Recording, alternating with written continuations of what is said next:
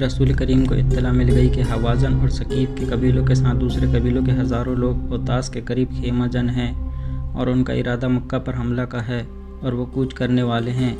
تاریخوں میں اس شخص کا نام نہیں ملتا جس نے اوطاس میں اس متحد لشکر کو دیکھا اور یہ بھی معلوم کر لیا تھا کہ لشکر کا ارادہ کیا ہے۔ مورخوں نے اتنا ہی لکھا ہے کہ رسول کریم کو قبل از وقت غیر مسلم قبیلوں کے اجتماع کی خبر مل گئی۔ ان مورخوں کے مطابق اور بعد میں مبصروں کی تحریروں کے مطابق رسول اکرم کی خواہش اور کوشش یہ تھی کہ جنگ و جدل سے گریز کیا جائے اور ان غیر مسلمانوں کو جو آپ صلی اللہ علیہ وسلم کو اور مسلمانوں کو دشمن سمجھتے اور آپ صلی اللہ علیہ وسلم کے خلاف سازشیں تیار کرتے تھے انہیں خیر سگالی اور بھائی چارے کے پیغام دیے جائیں۔ رسول اللہ صلی اللہ علیہ وسلم نے مشورہ دینے والوں سے یہ کہہ کر ان کا مشورہ مسترد کر دیا کہ ہم یہاں دفاعی مورچے بنا کر ان میں بیٹھ جائیں اور جب دشمن کو خبر ملے کہ ہم بیدار ہیں اور قلعہ بند ہو گئے ہیں تو دشمن مکہ سے کچھ دور خیمہ زن ہو کر اس انتظار میں تیار بیٹھ جائے گا کہ ہم دفاع میں ذرا سی کوتاہی کریں اور وہ شہر کو محاصرے میں لے لیں یا سیدھی یلغار کر دے تو یہ دشمن کو دعوت دینے والی بات ہوگی کہ مسلسل خطرہ بن کر ہمارے سروں پر بیٹھا رہے۔ اس دور کی مختلف تحریروں سے صاف پتہ چلتا ہے کہ رسول کریم نے یہ اصول بجا کیا اور مسلمانوں کو ذہن نشین کرایا تھا کہ دشمن اگر اپنے گھر بیٹھ کر ہی للکارے تو اس کی للکار کا جواب ٹھوس طریقے یعنی عمل طریقے سے دو۔ دوسرا یہ کہ دشمن کی نیت اور اس کے عزائم کا علم ہو جائے تو اپنی سرحدوں کے اندر بیٹھ کر ان کا انتظار نہ کرتے رہو، اس پر حملہ کر دو کہ وہ تمہیں للکارے گا یا تمہارے لیے خطرہ بننے کی کوشش کرے گا تو تم بجلی کی طرح اس پر کوندو گے۔ ایسا نہیں ہو سکتا۔ مالک بن عوف اپنے خیمے میں غصے سے بار بار زمین پر پاؤں مارتا اور کہتا تھا، وہ اتنی جلدی کس طرح یہاں پہنچ سکتے ہیں؟ کیا ہم اپنے ساتھ غداروں کو بھی لائے تھے جنہوں نے محمد کو بہت دن پہلے خبر کر دیا تھا کہ ہم آ رہے ہیں؟ خود جا کر دیکھ لے مالک، بوڑھے درید بن اسامہ نے کہا، اپنی آنکھوں سے دیکھ لے۔ اگر میں جھوٹ بول رہا ہوں تو اپنے دیوتا لات کو دھوکہ دے رہا ہوں۔ اس آدمی نے کہا جو دیکھ آیا تھا کہ مسلمانوں کا ایک لشکر جس کی تعداد کم و بیش 10,000 تھی حنین کے قریب آ کر پڑاؤ کیے ہوئے تھا۔ اس نے کہا، انہوں نے خیمے نہیں گاڑے، وہ تیاری کی حالت میں ہیں، اور یہ بھی جھوٹ نہیں کہ اس لشکر کا سپہ سالار محمد خود ہے۔ مالک بن عوف غصے سے باولا ہوا جا رہا تھا۔ وہ مسلمانوں پر اچانک ٹوٹ پڑنے چلا تھا۔ اس نے اوطاس سے مکہ کی طرف پیش قدمی کا حکم دے دیا تھا، مگر اسے اطلاع ملی کہ مسلمان اپنے رسول اللہ کی قیادت میں اس کی جمعیت سے تھوڑی ہی دور حنین کے گرد و نواح میں آ گئے ہیں اور مقابلے کے لیے تیار ہیں۔ غصہ تیری عقل کو کمزور کر رہا ہے مالک، درید نے اسے کہا۔ اب محاصرے اور یلغار کو دماغ سے نکال اور اس زمین سے فائدہ اٹھا جس پر مسلمانوں سے تیرا مقابلہ ہوگا۔ تو اچھی چالیں سوچ سکتا ہے، تو دشمن کو دھوکہ دے سکتا ہے، تجھ میں ضرورت ہے، پھر تو کیوں پریشان ہو رہا ہے؟ میں تیرے ساتھ ہوں۔ میں تجھے ایک بار پھر کہتا ہوں کہ حوازن کے لوگوں نے اپنی عورتوں اور اپنے بچوں کو اور اپنے مویشیوں کو ساتھ لا کے اچھا نہیں کیا۔ آ میرے ساتھ، حنین کی وادی کو دیکھ۔ وہ دونوں اس علاقے کو دیکھنے چل پڑے جہاں لڑائی متوقع تھی۔ رسول اکرم کے ساتھ مجاہدین کی جو فوج تھی اس کی تعداد 12,000 تھی۔ اس نفری میں مکہ کے 2,000 افراد ایسے تھے جنہیں اسلام قبول کیے ابھی چند دن ہی ہوئے تھے۔ بعض صحابہ کرام ان 9 مسلمانوں پر بھروسہ کرنے پر آمادہ نہیں تھے، لیکن اللہ کے رسول کو اپنے اللہ پر بھروسہ تھا۔ ابو سفیان، اکرمہ اور صفوان بھی 9 مسلم تھے۔ یہ تینوں سرداری اور سالاری کے رتبوں کے افراد تھے جن کا 9 مسلم قریش پر اثر و رسوخ بھی تھا، لیکن دیکھا گیا کہ یہ سب اپنی مرضی سے اس لشکر میں شامل ہوئے تھے۔ ایک مورخ نے لکھا ہے کہ ان تینوں نے مجاہدین کے لیے کم و بیش 100 جرہ بختر دیے تھے۔ یہ لشکر 27 جنوری 630 عیسوی 6 سوال 8 ہجری کی صبح مکہ سے روانہ ہوا اور 31 جنوری کی شام حنین کے گرد و نواح میں پہنچ گیا تھا۔ کچھ برق رفتار تھا۔ رسول کریم کو معلوم تھا کہ قبیلہ حوازن اور قبیلہ ثقیف لڑنے والے قبیلے ہیں اور ان کے قائد درید اور مالک جنگی فہم و فراست اور چالوں سے بخوبی واقف ہیں۔ اس لیے آپ صلی اللہ علیہ وسلم نے ہراول میں جن 700 مجاہدین کو رکھا وہ بنو سلیم کے تھے اور ان کے کمانڈر خالد بن ولید رضی اللہ عنہ تھے۔ حنین ایک وادی ہے جو مکہ سے 11 میل دور ہے۔ بعض جگہوں پر یہ وادی 7 میل چوڑی ہے، کہیں اس کی چوڑائی اس سے بھی کم ہے، اور حنین کے قریب جا کر اس وادی کی چوڑائی کم ہوتے ہوتے وہ مشکل 2 فرلانگ رہ جاتی ہے۔ یہاں سے وادی کی سطح اوپر کو اٹھتی ہے، یعنی یہ چڑھائی ہے۔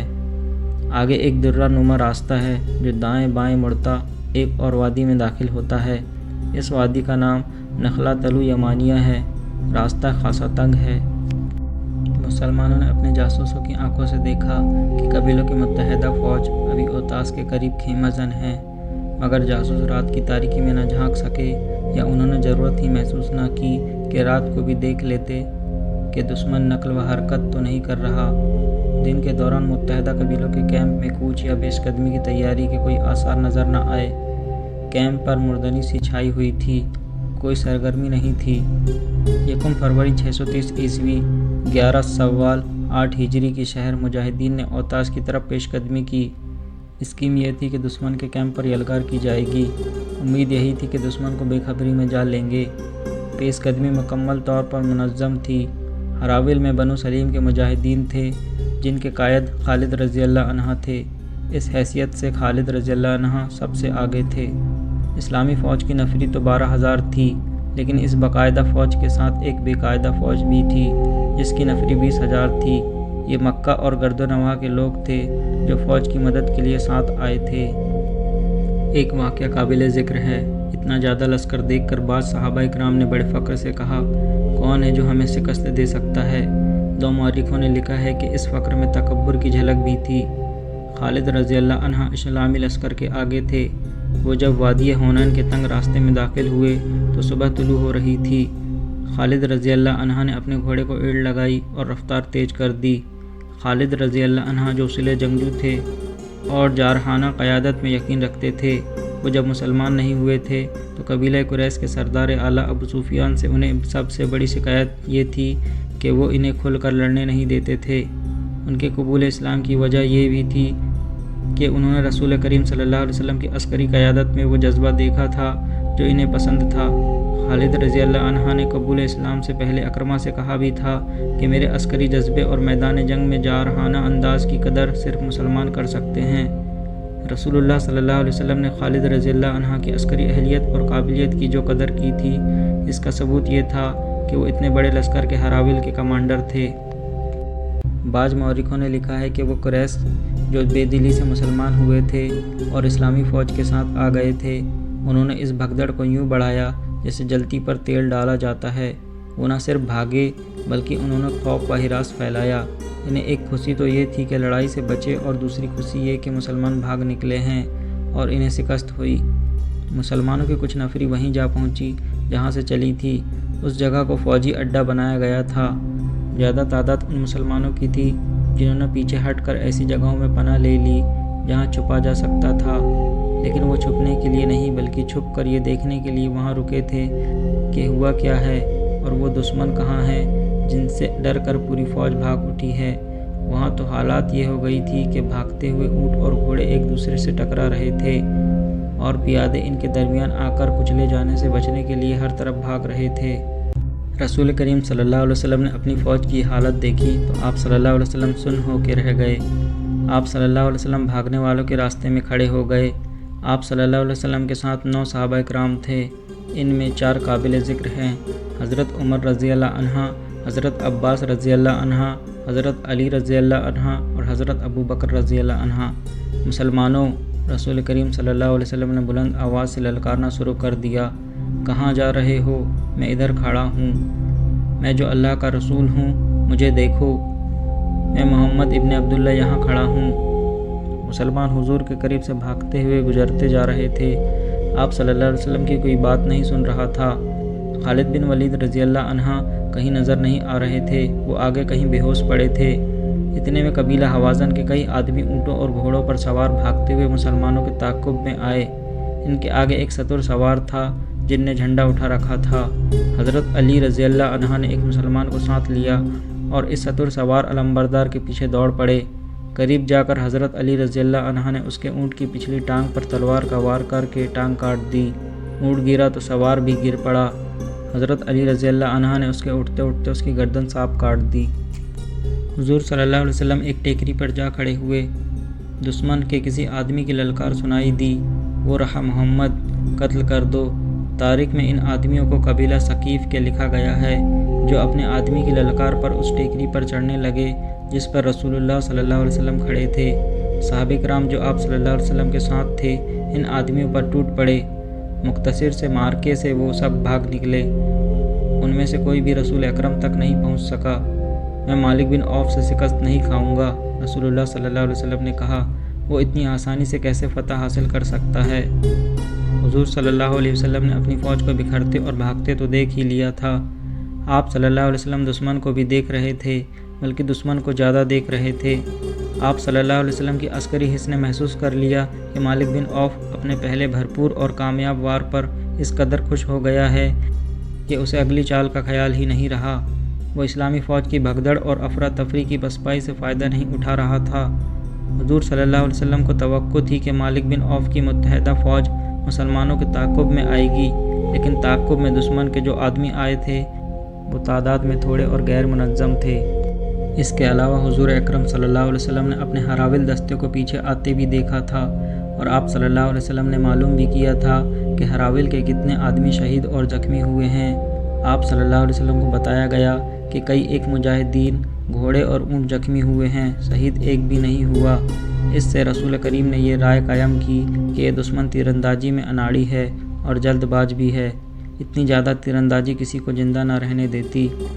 حضور اکرم صلی اللہ علیہ وسلم نے اپنے پاس کھڑے صحابہ کرام پر نظر ڈالی۔ آپ صلی اللہ علیہ وسلم کی نظر حضرت عباس پر ٹھہر گئی۔ حضرت عباس رضی اللہ عنہ کی آواز غیر معمولی طور پر بلند تھی، جو بہت دور تک سنائی دیتی تھی۔ جسم کے لحاظ سے بھی حضرت عباس رضی اللہ عنہ قوی ہیکل تھے۔ عباس، حضور اکرم صلی اللہ علیہ وسلم نے کہا، تم پر اللہ کی رحمت ہو، مسلمانوں کو پکارو، انہیں یہاں آنے کے لیے کہو۔ اے انصار، حضرت عباس رضی اللہ عنہ نے انتہائی بلند آواز میں پکارنا شروع کیا، اے اہل مدینہ، اے اہل مکہ، آؤ، اپنے رسول کے پاس آؤ۔ حضرت عباس رضی اللہ عنہ قبیلوں کے اور آدمیوں کے نام لے لے کر پکارتے رہے اور کہتے رہے کہ اپنے رسول کے پاس، اپنے اللہ کے رسول کے پاس آؤ۔ سب سے پہلے انصار آئے۔ ان کی تعداد معمولی تھی، لیکن ایک کو دیکھ کر دوسرا آتا چلا گیا۔ مکہ کے کچھ دوسرے قبیلوں کے لوگ بھی آ گئے۔ ان کی تعداد 100 ہو گئی۔ رسول کریم نے دیکھا کہ قبیلہ حوازن کے بہت سے آدمی پسپا ہوتے مسلمانوں کی طرف دوڑے آ رہے تھے۔ آپ صلی اللہ علیہ وسلم نے ان 100 مجاہدین کو دشمن کے ان آدمیوں پر حملہ کرنے کا حکم دیا۔ مجاہدین ان کے عقب سے ان پر ٹوٹ پڑے۔ حوازن کے آدمی بوکھلا گئے اور مقابلے کے لیے سنبھلنے لگے، لیکن مجاہدین نے انہیں سنبھلنے کی مہلت نہ دی۔ ان میں سے بہت سے بھاگ نکلے، ان کے زخمی اور ہلاک ہونے والے پیچھے رہ گئے۔ وہ تو اچانک ایسے حالات پیدا ہو گئے تھے کہ مجاہدین میں بھگدڑ مچ گئی تھی، ورنہ وہ ہمیشہ اپنے سے کئی گنا زیادہ دشمن سے لڑے اور فاتح اور کامران رہے تھے۔ انہوں نے دیکھا کہ عباس رضی اللہ عنہ کی پکار پر مسلمان رسول اکرم کے حضور اکٹھے ہو رہے ہیں، اور دشمن مسلمانوں کے چھوٹے سے گروہ کے جوابی حملے کو بھی برداشت نہیں کر سکا، اور انہوں نے یہ بھی دیکھا کہ حوازن اور ثقیف ان کے تعاقب میں نہیں آ رہے، تو کئی ہزار مجاہدین واپس آ گئے۔ رسول اکرم نے انہیں فوراً منظم کیا اور دشمن پر حملے کا حکم دے دیا۔ خالد بن ولید رضی اللہ عنہ لاپتہ تھے۔ کسی کو ہوش نہیں تھا کہ دیکھتا کون لاپتہ ہے اور کون کہاں ہے۔ وہی تنگ گھاٹی جہاں مجاہدین پر قہر ٹوٹا تھا، اب متحدہ قبائل کے لیے موت کی گھاٹی بن گئی۔ قبیلہ حوازن چونکہ سب سے زیادہ لڑاکا قبیلہ تھا، اس لیے اسی کے آدمیوں کو آگے رکھا گیا تھا۔ یہ لوگ بلا شبہ ماہر لڑاکے تھے، لیکن مسلمانوں نے جس قہر سے حملہ کیا تھا، اس کے آگے حوازن ٹھہر نہ سکے۔ مسلمان اس خفت کو بھی مٹانا چاہتے تھے جو انہیں غلطی سے اٹھانی پڑی تھی۔ یہ دست بدست لڑائی تھی۔ مجاہدین نے تیغ زنی کے وہ جوہر دکھائے کہ حوازن گر رہے تھے۔ آپ صلی اللہ علیہ وسلم نے للکار کر کہا، یہ جھوٹ نہیں ہے کہ میں نبی ہوں، میں ابن عبد المطلب ہوں۔ حوازن پیچھے ہٹتے چلے جا رہے تھے۔ وہ اب وار کرتے کم اور وار روکتے زیادہ تھے۔ ان کا دم خم ٹوٹ رہا تھا۔ ان کے پیچھے قبیلہ ثقیف کے دستے تیار کھڑے تھے۔ مالک بن عوف نے چلا کر حوازن کو پیچھے ہٹا لیا۔ قبیلہ ثقیف کے تازہ دم لڑاکوں نے حوازن کی جگہ لے لی۔ مسلمان تھک چکے تھے اور ثقیف تازہ دم تھے، لیکن مسلمانوں کو اپنے قریب اپنے رسول صلی اللہ علیہ وسلم کی موجودگی اور للکار نیا حوصلہ دے رہی تھی۔ مسلمانوں کی تلواروں اور برچھیوں کی ضربوں میں جو قہر اور غضب تھا، اور ان کے نعروں اور للکار میں جو گرج اور کڑک تھی، اس نے ثقیف پر دہشت طاری کر دی۔ ثقیف کے لڑاکے جو عرب میں خاصے مشہور تھے، تیزی سے پیچھے ہٹنے لگے۔ پھر ان کے اونٹوں اور گھوڑوں نے بھگدڑ برپا کر دی۔ اس سے دشمن میں وہی کیفیت پیدا ہو گئی جو گھاٹی میں صبح کے وقت مسلمانوں میں پیدا ہو گئی تھی۔ حوازن بڑی بری حالات میں پیچھے کو بھاگتے تھے۔ اب ثقیف بھی پسپا ہوئے تو ان کے اتحادی قبائل کے حوصلے لڑے بغیر ہی ٹوٹ پھوٹ گئے۔ وہ افراتفری میں بھاگ اٹھے۔ مالک بن عوف تنگ راستے سے دور پیچھے حوازن کے بھاگے ہوئے دستوں کو یکجا کر رہا تھا۔ اس کا اندازہ بتا رہا تھا کہ وہ جارحانہ کارروائی سے منہ موڑ چکا ہے اور اپنے دستوں کو دفاعی دیوار کے طور پر ترتیب دے رہا ہے۔ رسول اللہ صلی اللہ علیہ وسلم نے یہ ترتیب دیکھی تو آپ صلی اللہ علیہ وسلم اپنے لشکر کی طرف پلٹے۔ آپ صلی اللہ علیہ وسلم نے دیکھا کہ جو مجاہدین صبح کے وقت بھاگ گئے تھے وہ سب واپس آ گئے ہیں۔ حضور صلی اللہ علیہ وسلم نے حکم دیا کہ گھڑ سواروں کو آگے لاؤ۔ ذرا سی دیر میں سوار پیادوں سے الگ ہو گئے۔ آپ صلی اللہ علیہ وسلم نے سواروں کو ایک خاص ترتیب میں کر کے حکم دیا کہ حوازن کو سنبھلنے اور منظم ہونے کا موقع نہ دو اور برق رفتار حملہ کرو۔ ان سواروں میں بنو سلیم کے وہ سوار بھی شامل تھے جن پر سب سے پہلے تیروں کی بوچھار آئی تھی اور مسلمانوں کی جمعیت پارا پارا ہو گئی تھی، لیکن بنو سلیم کا کمانڈر ان کے ساتھ نہیں تھا۔ وہ تھے خالد بن ولید رضی اللہ عنہ، جو ابھی تک کہیں بے ہوش پڑے تھے۔ رسول اکرم صلی اللہ علیہ وسلم نے اس سوار دستے کی قیادت زبیر بن العوام کے سپرد کی اور انہیں حکم دیا کہ آگے جو درہ ہے اس پر مالک بن عوف قبضہ کیے بیٹھا ہے، اسے درہ سے بے دخل کر دو۔ رسول کریم نے جنگ کی کمان اپنے دستے مبارک میں لے لی تھی۔ آپ صلی اللہ علیہ وسلم کے اشارے پر زبیر بن العوام نے ایسا برق رفتار اور جچا تلا ہلا بولا کہ حوازن جو ابھی تک بوکھلائے ہوئے تھے مقابلے میں جم نہ سکے اور درے سے نکل گئے۔ درہ خاصا لمبا تھا۔ رسول اکرم صلی اللہ علیہ وسلم نے زبیر رضی اللہ عنہ کے دستے کو درے میں رہنے دیا اور حکم دیا کہ اب درہ جنگی اڈا ہوگا۔ آپ صلی اللہ علیہ وسلم نے دوسرا سوار دستہ آگے کیا جس کے کمانڈر ابو عامر رضی اللہ عنہ تھے۔ حضور اکرم صلی اللہ علیہ وسلم نے ابو عامر کے سپرد یہ کام کیا کہ اوتاس کے قریب متحدہ قبائل کا جو کیمپ ہے اس پر حملہ کرو۔ خالد یہاں ہیں، کسی نے بڑی دور سے للکار کر کہا۔ یہ پڑا ہے۔ رسول اکرم صلی اللہ علیہ وسلم دوڑے گئے اور خالد رضی اللہ عنہ تک پہنچے۔ خالد رضی اللہ عنہ ابھی تک بے ہوش پڑے تھے۔ آپ صلی اللہ علیہ وسلم خالد رضی اللہ عنہ کے پاس بیٹھ گئے اور ان کے سر سے پاؤں تک پھونک ماری۔ خالد رضی اللہ عنہ نے آنکھیں کھول دی۔ رسول اللہ صلی اللہ علیہ وسلم نے خالد رضی اللہ عنہ کی آنکھوں میں آنکھیں ڈالی۔ خالد رضی اللہ عنہ اٹھ کھڑے ہوئے۔ انہیں جو تیر لگے تھے وہ گہرے نہیں اترے تھے۔ تیر نکال لیے گئے اور بڑی تیزی سے مرہم پٹی کر دی گئی۔